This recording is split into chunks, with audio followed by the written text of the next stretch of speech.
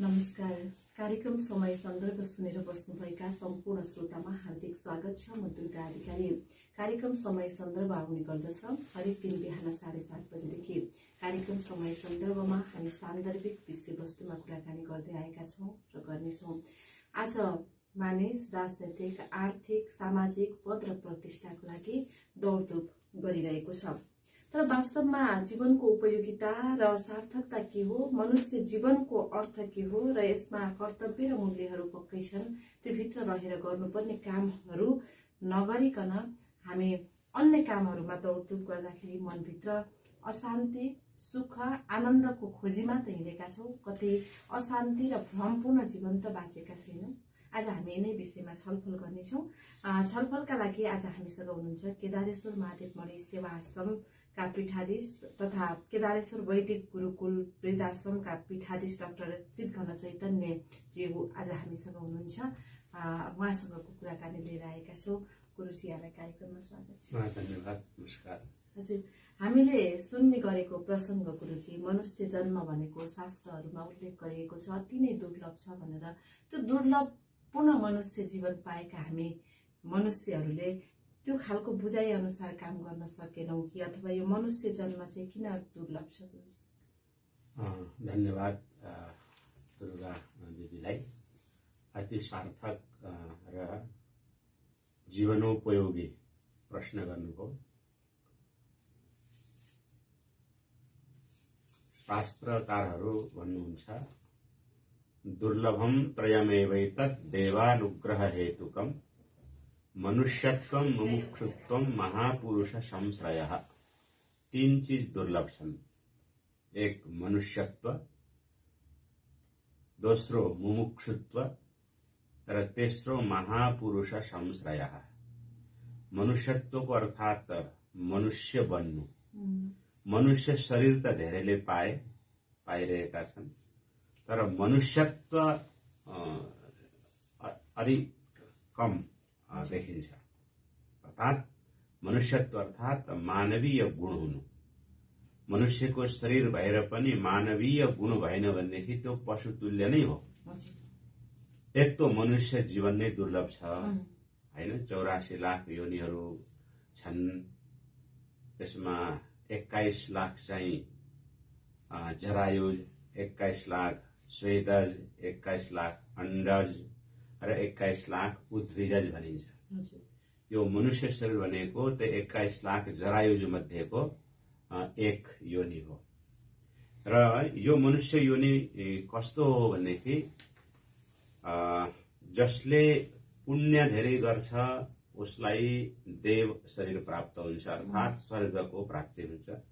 जसले पाप धेरै गर्छ उसलाई नरक अथवा पशु पक्षी कीट आदि योनिहरू प्राप्त हुन्छन्। देव योनि पनि भोग योनि हो र नारकीय योनि पनि भोग योनि हो। मनुष्य शरीर भनेको पुण्य र पाप दुवै जब गर्छ अनि त्यो दुवैबाट बच्नको लागि पुण्यको कर्मको पनि फल भोग्न र पापको पनि फल भोग्दै र नवीन कर्म गरेर चित्त शुद्ध गरेर अनि परमात्मा प्राप्त गर्नको लागि यो मनुष्य शरीर हो। अर्थात मनुष्य शरीर भोग योनि होइन, भोग्नको लागि मात्रै होइन, यो कर्मको लागि हो र सेवाको लागि हो। त्यसकारणले मनुष्य शरीरमा मनुष्यत्वको धेरै आवश्यकता छ, धेरै खाँचो छ।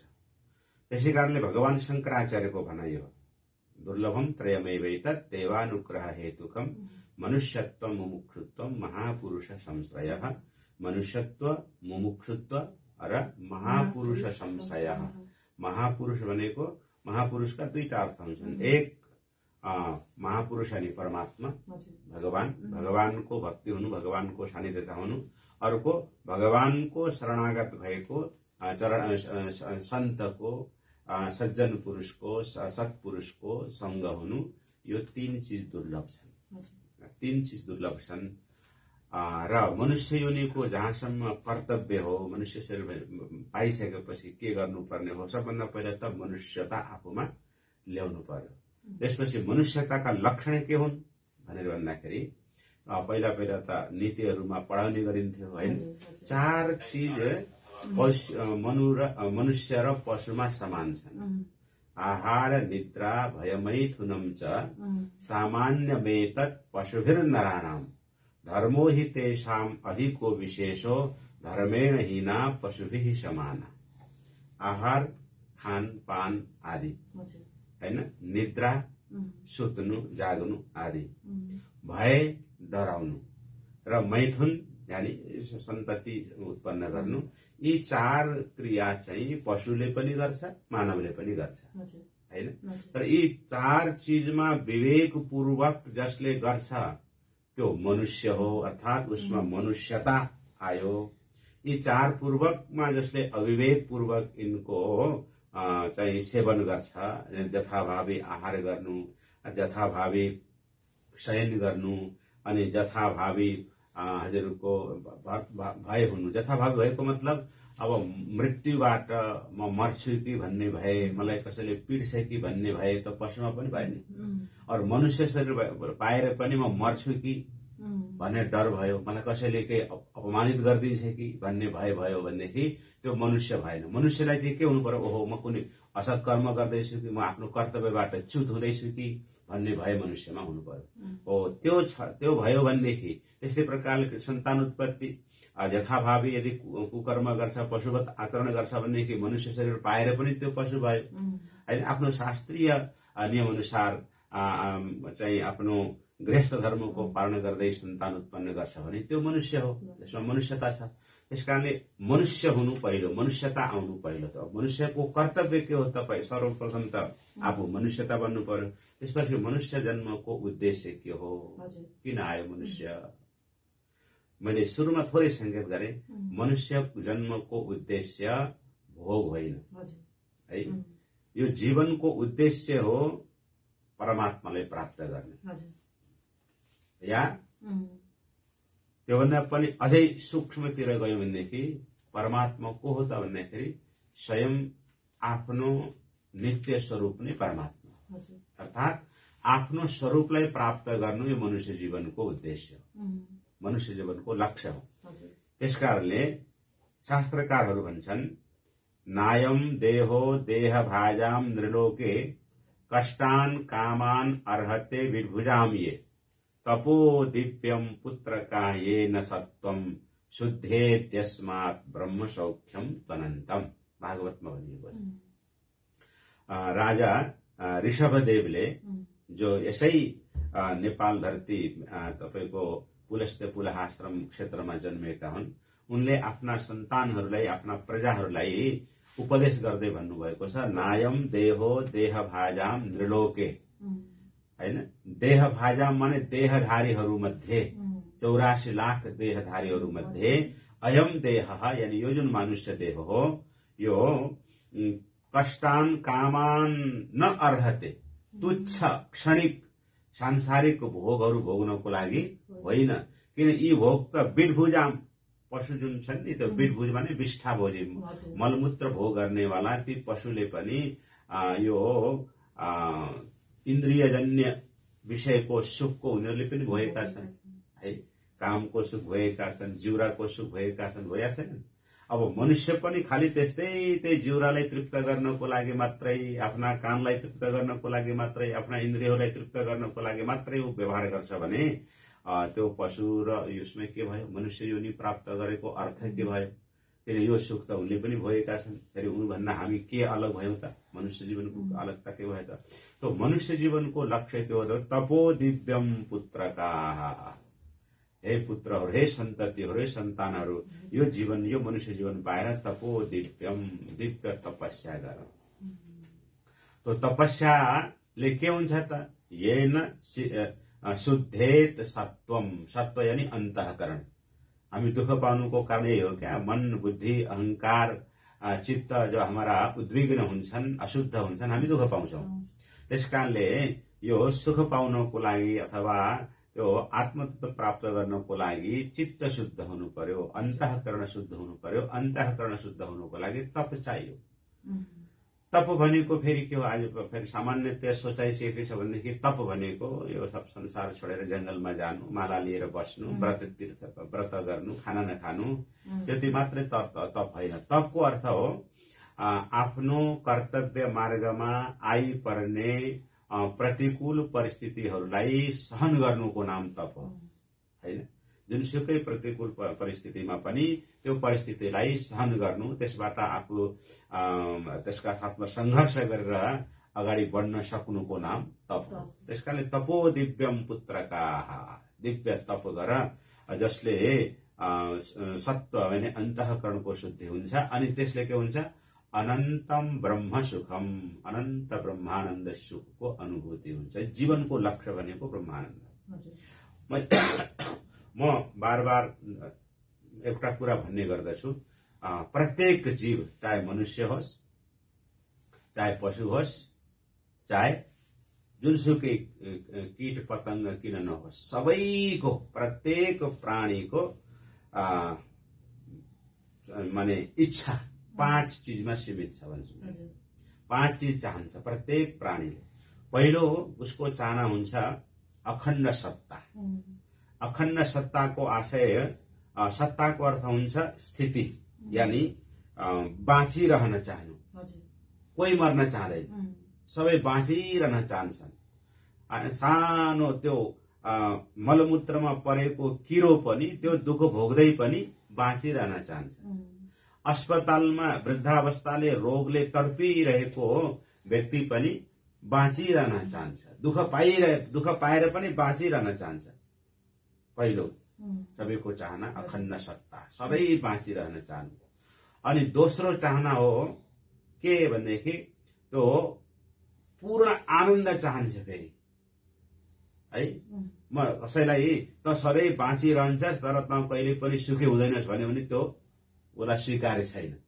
पूर्ण आनन्द चाहियो, सुख चाहियो। र तेस्रो स्वतन्त्रता चाहियो। और चौथो हो सबैलाई, प्रत्येक व्यक्ति केही जान्न चाहन्छ, यानी ज्ञानी हुन चाहन्छ, हैन। र पाँचौं हो कसैको अधीन हुन चाहदैन, यानी निरङ्कुशता, कसैको अधीन नहुनु। मेरो अधीनमा सबै होस्, चाहे म कसैको अधीनमा हुनु नपरोस्। यी 5 चीज प्रत्येक प्राणीले खोजेको। यसको तात्पर्य फेरि के हो भनेदेखि मैले यी 5 चीज चाहन्छु भनेदेखि अर्थात् मैले परमात्मालाई चाहँदो रहेछु, किनकि 5औं चीज परमात्मा बाहेक अरू कसैमा छैन। परमात्मा नै अखण्ड सत्तावाला हो, परमात्मा नै पूर्ण आनन्दमय हो, परमात्मा नै पूर्ण स्वतन्त्र हो, परमात्मा नै पूर्ण ज्ञानमय हो, र परमात्मा नै पूर्ण हजुरको निरङ्कुश हो। किनभने उसैको शासनले, उसैको इशारामा सारा संसार चलेको छ, तर जति जे गरे पनि। यी 5 चीज केवल ईश्वरमा छन्, केवल परमात्मामा छन्, केवल भगवानमा छन्। अब यो जीवले खोजेको त्यही हो, फेरि सबैले त्यही खोज्छ। तो यसको मतलब के रहेछ भनेदेखि हामीले ईश्वरलाई चाहन्छौं, हामीले परमात्मालाई चाहन्छौं। बाटो मात्रै हामीले फेला पार्न सकेनौं, बाटो रोज्न सकेनौं, बाटो चिन्न सकेनौं, कुन बाटो जाँदाखेरि यो प्राप्त हुन्छ। हामीले चाह्यौं आनन्द, हामीले चाह्यौं सुख, तर हामीले खोज्यौं त्यो सुख विषयमा, बाहिरी वस्तुमा, बाहिरी पदार्थमा। जबकि त्यो बाहिरी पदार्थमा सुख छैन, त्यो त सुखको भ्रम हो, त्यो सुखको एकै क्षणको अनुभूति मात्रै हो। त्यसकारणले हामी जबसम्म भित्र फर्किँदैनौं, आफूले आफूलाई चिन्दैनौं, तबसम्म यी 5 चीजबाट हामी वञ्चित रहन्छौं। यी जब हामी आफूभित्र पस्छौं, यो 5 चीज त आफूमै छन्, बाहिर खोज्नै पर्दैन। यही मनुष्य जीवनको लक्ष्य। हजुर हजुर। जस्तै अहिले सत्ता स्वतन्त्रताको प्रसङ्ग त आयो, यो सत्ता स्वतन्त्रताका लागि हामी चाहेर दौडिरहेका छौँ यसैको लागि, तर त्यो भित्र के हो भन्ने चुरो कुरो नबुझेको कि के भएको त नि। त्यही त एउटा सानो दृष्टान्त के छ भने कोही पहाडको चुचुरोमा कोही व्यक्ति बसेको छ, व्यक्ति छ, उसलाई तिर्खा लाग्यो अनि उसले तिर्खा मेटाउनको लागि पानीको खोजी गर्यो। पानी खोजी गर्दाखेरि आसपासमा उसले कहीँ पानी भेटेन। पानी नभेटेपछि उसले तलतिर जब दृष्टि घुमायो, तल पानी, सङ्लो पानी उसले देख्यो। अनि हो त्यहाँ पानी रहेछ भन्ने उसले अनुमान लगाएर त्यो बाटो गयो। त्यो ठाउँमा पुग्नको लागि धेरै हिँडेर गयो। हिँडेर जाँदाखेरि त्यहाँ उसले के देख्छ भनेको त्यहाँ त तप्त तातो बालु रहेछ है, तातो बालु रहेछ। अब सूर्यका किरणले गर्दाखेरि त्यो एकदम सङ्लो पानी देखेको थियो। उसले नजिक पुग्दाखेरि त्यहाँ तातो बालु भेटायो। निराश भयो, दुखी भयो। बडो कस्तो आशा लिएर गएको थियो। त्यहाँ म पानी पिउँछु, मैले आफ्नो तिर्खा मेटाउँछु भनेर त्यो आशा लिएर गएको थियो। तर त्यो उसलाई त्यो आशामा वज्रपात भयो, दुखी भयो। त्यही बेलामा कोही ज्ञानी सज्जन पुरुषले उनलाई देखे। अनि के भयो बाबु भन्दा, मलाई तिर्खा लाग्यो, पानी भेटिन। कहाँबाट आयो भन्दाखेरि त्यो माथिको पहाडबाट आए भनेर भनेपछि ती सत्पुरुषले उसलाई डोर्याएर वहीँ लिएर जानुभयो र जहाँबाट गएको थियो त्यहाँ उम्रेको त्यो झारहरूलाई हटाएर त्यहाँ थोरै त्यो माटो निकालेपछि त्यहाँ एकछिनमा पानी, सङ्लो पानी जम्यो। अनि त्यो सङ्लो पानीले उसको तिर्खा मेटियो। यो त एउटा दृष्टान्त। यसको भाव के हो भनेदेखि हामी भित्रै त्यो आनन्द छ। अब यो हामी भित्रैको त्यो आनन्दमा चाहिँ त्यो वासना रूपी झारहरू उम्रिए हैन। त्यो झारहरू उम्रिएर त्यो आनन्द, आफ्नो जल रूपी आनन्द रूपी जललाई त्यो झारले ढाकिदियो। क्रोधले, कामले, ईर्ष्याले, लोभले ढाकिदियो र हामीले त्यो सुन्दर कसैको रूपमा अथवा गुलियो नुनिलो पदार्थमा हामीले त्यो जल देख्यौं, त्यो चमक देख्यौं र स्वाद देख्यौं र उसको पछि गयौं। भोग्दा भोग्दा पनि अब त्यो तृप्ति भएन। त्योभन्दा धेरै बढ्दै गयो, आशा गर्दै गयो। तर कोही सज्जन, अब शास्त्रज्ञ कोही भेटिन्छन् अनि डोराएर फेरि आफूतिरै ल्यायो भने चाहिँ त्यो भयो। नभए चाहिँ अब त्यो फेरि पुनरपि जननम पुनरपि मरणम पुनरपि जननी जठरे शयनम इह संसारे खलु दुस्तारे कृपया पारे पाही मुरारे वाला हिसाब हुन्छ। अब कसरी यो मानिसको जीवनलाई कसरी सफल बनाउने त गुरुजी? विवेक। मनुष्य जीवनलाई सफल बनाउने एकमात्र उपाय हो विवेक। विवेक भनेको के हो भन्दाखेरि छुट्याउने हैन। विवेक के सही हो, के गलत हो, के कुन चिजले मलाई कल्याण गर्छ, कुन चिजले मलाई नुकसान गर्छ, त्यो चिज छुट्याएर सही चिजलाई ग्रहण गर्ने अभ्यास र गलत चिजलाई त्याग गर्ने अभ्यास भयो भने मनुष्य जीवनको सार्थकता त्यसैमा हुन्छ। मनुष्य जीवनको लक्ष्य त्यही हो। हामी कुन बाटोमा हिँड्दैछौँ, यो दुःख किन पाउँछ भन्ने धेरै गम्भीर सूक्ष्मतिर नगए तापनि हामीले भागवतका पनि कुरा यदि विचार गर्यो भनेदेखि दुःख किन पाएको छ त जीवले? भागवतमा मैत्रेय ऋषि र विदुरजीको प्रसंग आउँछ। विदुरजीले प्रश्न गर्नुभयो, सुखाय कर्माणि करोति लोकः नतैः सुखम वान्य दुपारमं वा विन्देत भूयस्ततैव दुःखम यदत्र भूमन भगवन् वदेन्न। अति मार्मिक प्रश्न, मार्मिक त्यहाँ भाव छ, प्रश्न छ। उहाँ भन्नुहुन्छ विदुरजी कि सुखाय कर्माणि करोति लोकः, संसारको प्रत्येक जीवले मलाई सुख होस् भनेर कर्म गर्छ। जे कर्म गरे पनि के को लागि गर्दैछ? म सुखी हुँ भनेर। यो कर्म गरेपछि म सुखी हुन्छु भन्छ। तर जुन सुखको लागि कर्म गर्दैछौ त्यो कर्म दुःखपूर्वक गरिरहेको छ हैन। कर्म दुःखपूर्वक गरिरहेको छ, रात दिन दौडिरहेको छ हैन। अब खाने त आधा घण्टा 10 मिनटको लागि न हो, थोरै खाने न हो। अब थोरै खानको लागि त 24 घण्टा दौडिया छ, 24 घण्टा कुद्या छ, 24 घण्टा उसको शरीर चाहिँ परेशान छ, उसका मन मस्तिष्क परेशान छ। के को लागि? थोरैको लागि, एकछिनको लागि। त सुखको लागि कर्म गर्छ। तर उहाँ भन्नुभयो कि नतैहि सुखम, ती कर्मद्वारा दुःखपूर्वक आर्जन गरेका वस्तुबाट उसले सुख पाउँदैन। विन्देत भूयः ततैव दुःखम, त्योभन्दा पनि धेरै फेरि दुःख पाइरहेको छ, उपाय के हो भनेर प्रश्न गर्नु। अनि फेरि आफै थोरै उत्तर पनि दिएको छ, त्यहाँ प्रश्न गर्दा गर्दै उत्तर पनि दिएको छ। मैत्रेयजीको त उत्तर फेरि आउँछ, फेरि विदुरजीले आफै पनि उत्तर दिनुभयो।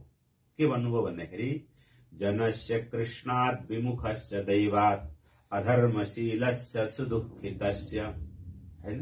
किन त कृष्णात् विमुखस्य जनस्य, कृष्ण यानी ईश्वर परमात्मा भगवानदेखि जब विमुख भयो, भगवानले त जीवको कल्याण होस्, 84 लाख योनि यो भट्किरहेको छ, परेशान छ, अब यसलाई शुद्ध गरौं, अब आफ्नो पाप कर्मको फल भोगेर नरक भोगेर यो अब शुद्ध भएको छ। अरू धर्मावलम्बीले त मनुष्यलाई चाहिँ पापी भनेर भन्छन्, तर हाम्रो शास्त्रले त के भन्छ, मनुष्य जीवन भनेको, यो मानव शरीर भनेको सब पाप पखालिएपछि प्राप्त भएको शरीर हो, है?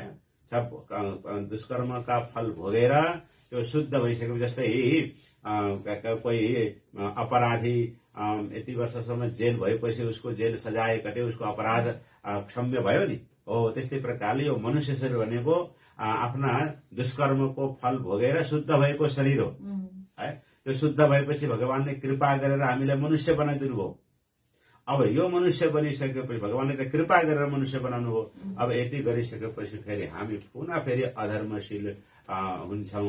आफ्नो भगवानले मनुष्यलाई बुद्धि दिनुभयो, विवेक दिनुभयो, शास्त्र दिनुभयो, सबै दिएर पनि त्यसको परिपालना गरेर नबुझेर हामी फेरि अधर्मशील हुन्छौं, भगवानबाट विमुख हुन्छौं अनि दुखी हुन्छौं।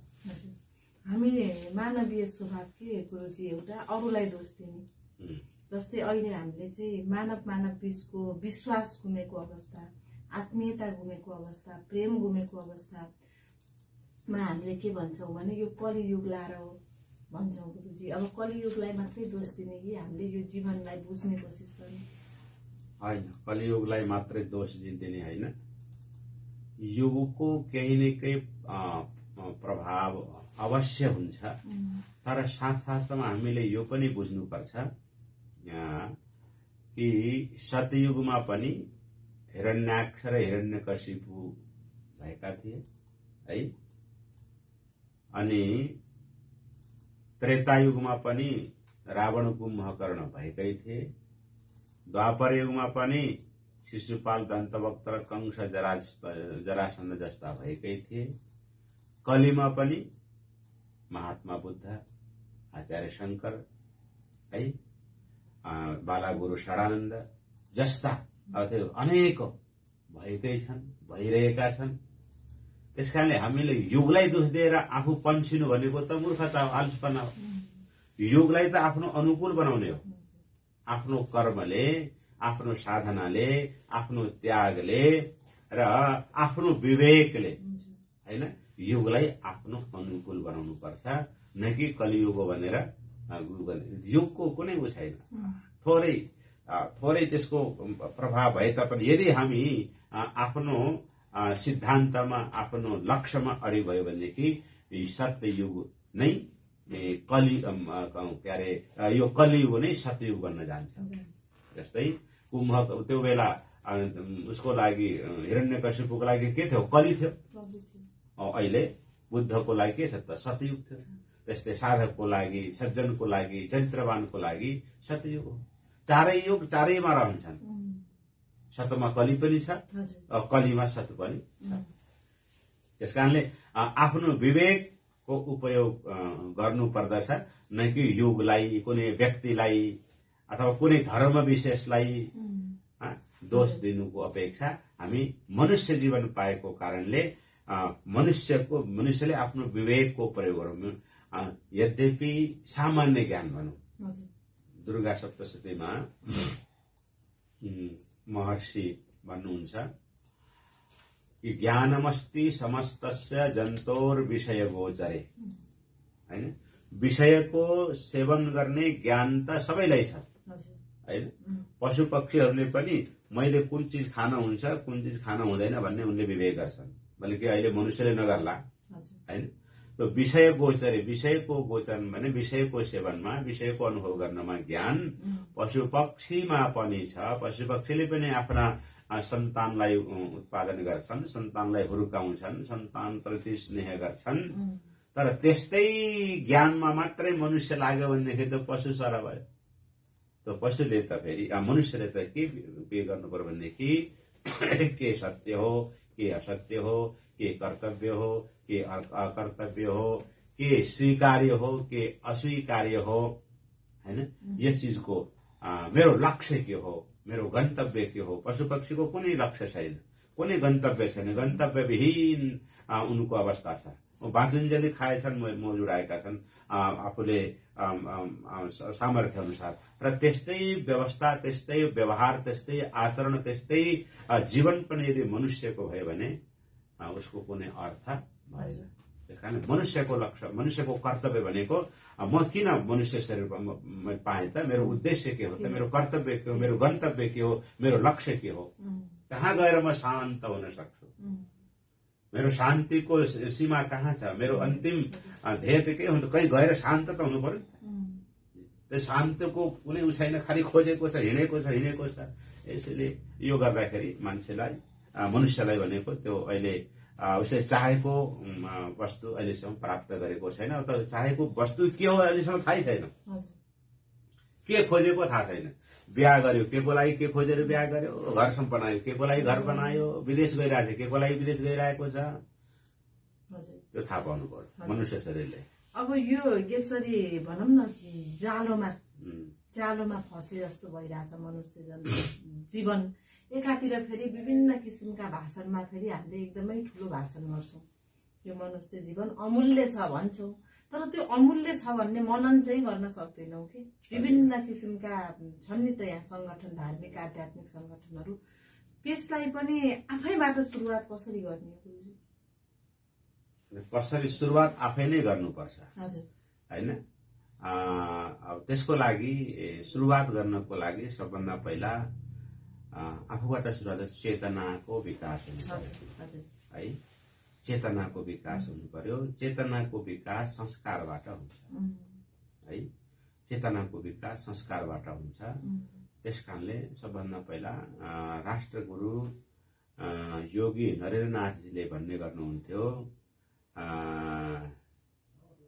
शिक्षा सुधारे सकलो सुधारा। यदि शिक्षा सुध्रियो भनेदेखि सबै चिज सुध्रिन्छ। हामीहरूको या मनुष्यको अहिले यो अवस्था भएको एकमात्र कारण हो सही शिक्षाको अभाव। यदि हामीले आफूले सही शिक्षा ग्रहण गर्यौं र समाजलाई, पुस्तालाई जो सही शिक्षा हो त्यो सही शिक्षाको बाटो देखायौं भने हामीले खोजेको जुन जो तत्व हो, हामीले खोजेको जुन लक्ष्य हो त्यो प्राप्त गर्न सक्छौं। त्यसकारणले विवेक चाहियो, विवेकको लागि सही शिक्षा चाहियो। हजुर, हामीले जस्तै जीवन भावना, विचार, बोली, कार्यको साथमा पूर्णतामा जीवन बिताउनु चाहिँ जीवनको मुख्य उद्देश्य हो भन्ने पनि गरिन्छ गुरुजी। अर्को शब्दमा भन्दा यो पूर्णता हासिल गर्नु र त्यसैमा निहित हुनु जीवनको अन्तिम लक्ष्य र उद्देश्य हो भनेर पनि भन्ने गरिन्छ गुरुजी। यो पूर्णताभित्र सबै कुरा अटेको हुन्छ। वैदिक मन्त्र छ, पूर्णमदः पूर्णमिदं पूर्णात् पूर्णमुदच्यते पूर्णस्य पूर्णमादाय पूर्णमेवावशिष्यते हैन। त्यो पूर्णता प्राप्त गर्नको लागि व्यवहारमा भन्ने कुरा असै छ, तर जो हामीले भनिरहेका छौं, भनिरहेको अवस्थामा त्यो पूर्णता के हो भनेर हामीलाई थाहै छैन है। भन्नेवालालाई मैले भनिरहेको छु, पूर्णता प्राप्त गर्नु नै यो मानव जीवनको लक्ष्य हो। त्यो भन्दाखेरि सही भनेको छ हैन। पूर्णता प्राप्त गर्नु मानव जीवन लक्ष्य सही हो, कुरा सही हो, तर पूर्णता के हो त भन्ने कुरा त्यसैमा अलमल छ हैन। पूर्णता के हो त्यो कसैले सोध्यो भने पूर्णता के हो भन्ने थाहा छैन। त्यो पूर्णता के हो भनेदेखि म पूर्णता हो, म नै पूर्ण हो। मैले मलाई पाउनु, मैले मेरो स्वरूपलाई पाउनु, मैले मेरो वास्तविक स्वरूपको चिन्तन गर्नु, त्यही पूर्णता हो। मैले त यो शरीरलाई लिएर म बनेको छु, मैले मनलाई लिएर म भनेको छु, मैले आफ्ना नातागोता छोराछोरीलाई लिएर म भनेको छु हैन। तर त्यसलाई पाउनु पूर्णता होइन, आफू आफ्नो पूर्णता आफ्नो स्वरूपलाई पाउनु, जसलाई पाइसकेपछि अरू केही पाउनु शेष रहँदैन, जसलाई जानिसकेपछि अरू केही जान्नु शेष रहँदैन, हो त्यो पूर्णता। त्यसकारण त्यो मन्त्र छ नि, त्यो मन्त्र भनेको सम्पूर्ण उपनिषदको सार त्यही एउटा मन्त्रमा छ, पूर्णमदः पूर्णमिदम्।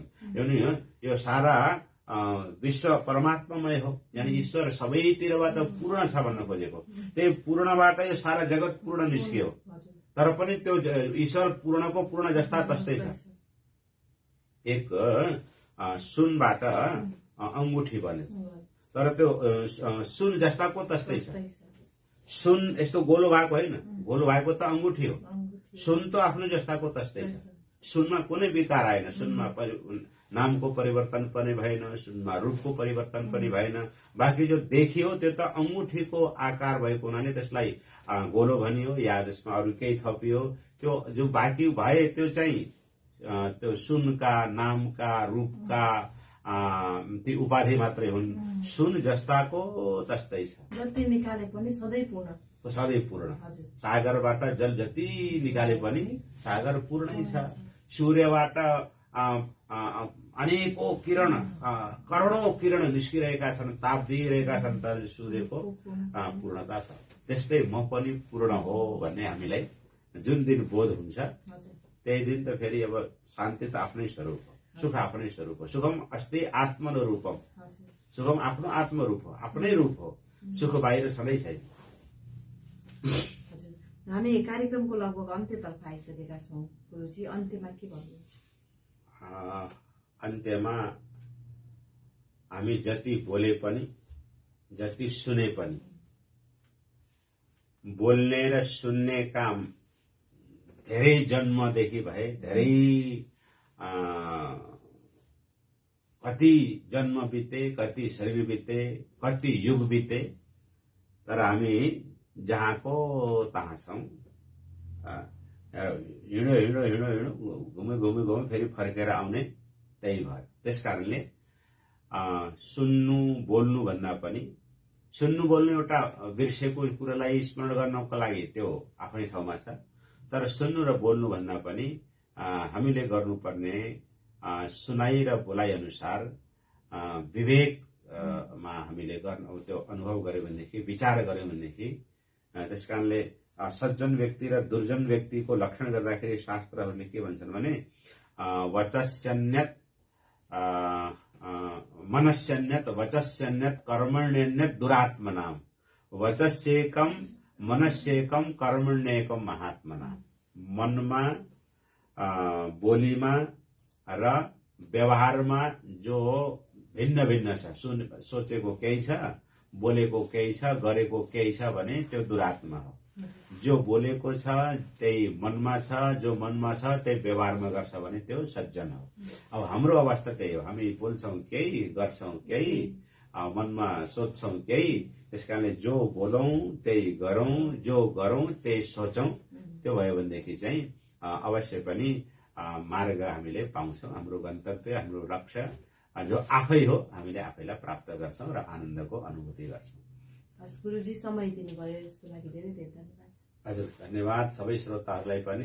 यो रेडियो सफलता 103.4 मेगाहर्ज यो रेडियो जुन स्टेशन छ, यहाँका सम्पूर्ण महानुभावहरूलाई र यो रेडियो सफलता सुन्नुहुने सम्पूर्ण राष्ट्रभक्त, धर्मानुरागी, शिक्षा प्रेमी महानुभावहरूलाई पनि मेरो तर्फबाट र यो रेडियो सफलता 103.4 मेगाहर्जबाट पनि सादर नमस्कार।